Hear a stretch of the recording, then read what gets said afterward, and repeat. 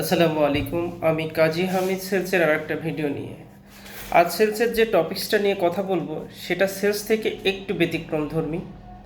সাধারণত আমরা যখন কোনো প্রতিষ্ঠানে অনেক সেলস অফিসার আছেন যারা ইন্টারমিডিয়েট পাশ করে এসে জয়েন করেছেন, অনেক টেরিটরি অফিসার বা জোনাল ম্যানেজার বা এরিয়া সেলস ম্যানেজার হিসেবে কর্মরত আছেন যারা হয়তো স্নাতক বা ডিগ্রি অর্জন করে চাকরিতে জয়েন করেছেন তাদের জন্য, অথবা অনেকেই আছেন যারা মাস্টার্স পর্যন্ত করেছেন। তো আমি আজকে এই এডুকেশনাল কোয়ালিফিকেশন সম্পর্কে একটু কথা বলবো।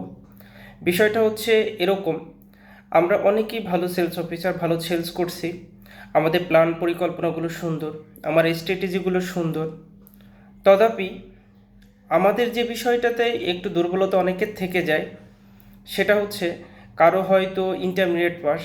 তো আমি তাদের জন্য সাজেশন করব, ভাই আপনি ওই পার্টের সেলসের যে পার্টটা সে পার্টে ভালো আছেন, ভালো করছেন, ইনশাল্লাহ আরও ভালো করবেন। সেকেন্ড যে গুরুত্বপূর্ণ পার্ট আপনার জন্য, আপনি যে কোনো প্রতিষ্ঠানে ডিগ্রিতে ভর্তি হন অথবা অনার্সে ভর্তি হন, কাজের ফাঁকে ফাঁকে সে কোর্সটা শেষ করেন।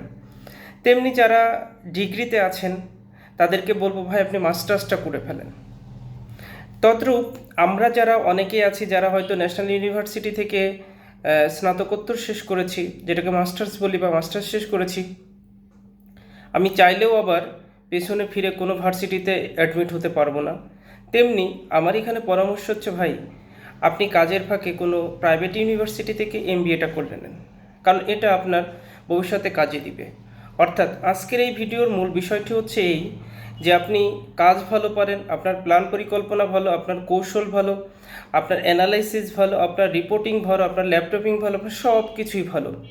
পাশাপাশি যদি আপনি কিনা এই এডুকেশনাল কোয়ালিফিকেশান যে জায়গাটা আছে সেই জায়গাটাতে যদি আপনি ডেভেলপ করতে পারেন, তাহলে ইনশাআল্লাহ দুইয়ের সমন্বয়ে আপনি সামনের দিকে অনেক ভালো করতে পারবেন। ধন্যবাদ।